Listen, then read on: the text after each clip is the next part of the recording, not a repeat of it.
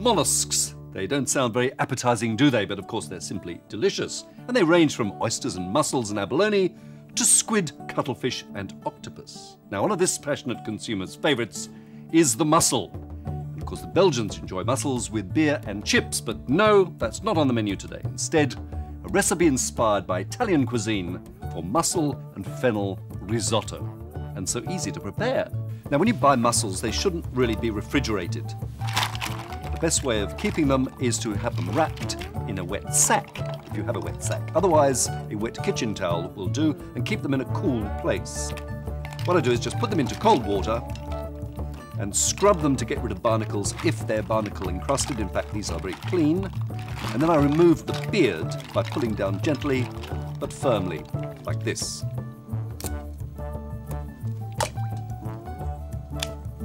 And I discard any where the shell is cracked or broken. Then they're popped into some more cold water. Of course, in Australia, where they're mostly farmed, the waters are monitored very carefully, so they should always be safe to eat. Now, into a large pan, I put a little unsalted butter, melt it down, and add onion and garlic, and cook for just a minute or two. Then in go the mussels, and I splash over about 250 mils of white wine. I'm using a buttery Chardonnay, but any full-flavoured white would be perfect. The lid goes on and they steam for about 4 to 5 minutes. Once cooked, the mussels will have opened. Drain them and reserve the liquor, which will be used in the risotto. At least some of it will be. Take the meat from the mussel and put in a bowl and keep warm but not hot. I don't want them overcooking. Any mussels that have not opened, you can try to cook a little longer, but if they still don't open, discard them. Thanks, Hans. Thanks, Hansel. To the risotto itself. Again, onion is cooked in butter and a little oil, and I add some fennel, that wonderful vegetable with the aniseed flavour. Known as finocchio in Italy, fennel is an acquired taste, but if you think someone may not like it, it can be lightly cooked and served separately. Now to the rice, and short grain rice such as Arborio is best for this purpose. It's gently fried for a couple of minutes in the mixture of butter and onion, fennel. Then I add some of that reserved mussel cooking liquor. Test it first. It could be rather salty, so don't use too much if it is. Just a tablespoon or so. Now I add a little hot stock, chicken, seafood or vegetable, and I turn down the heat and allow to cook very gently indeed. Stirring often, and it's best to use something that won't crush the grains of rice. Chopsticks, perfect.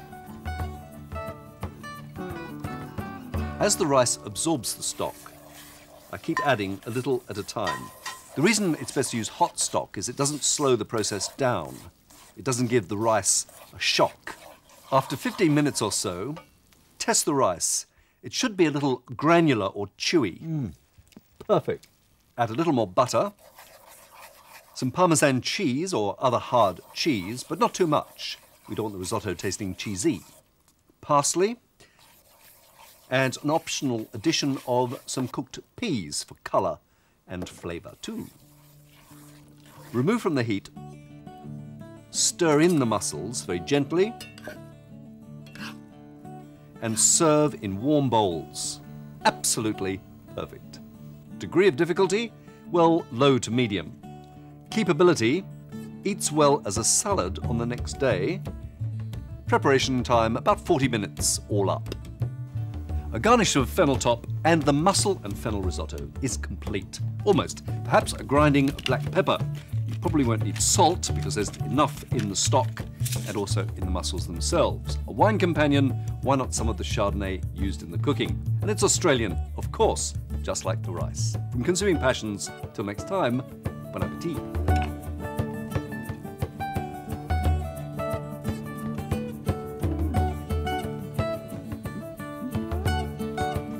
Good.